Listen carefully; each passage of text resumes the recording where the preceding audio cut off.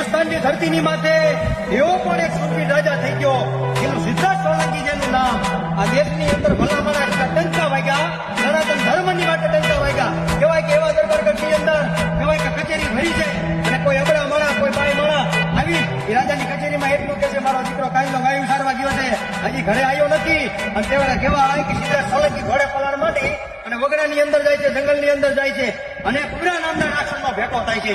કારણ કે માણસને હેરાન કરતો હોય છે, બધાને હેરાન કરતો હોય, સાધુ સંતને માની બધાને.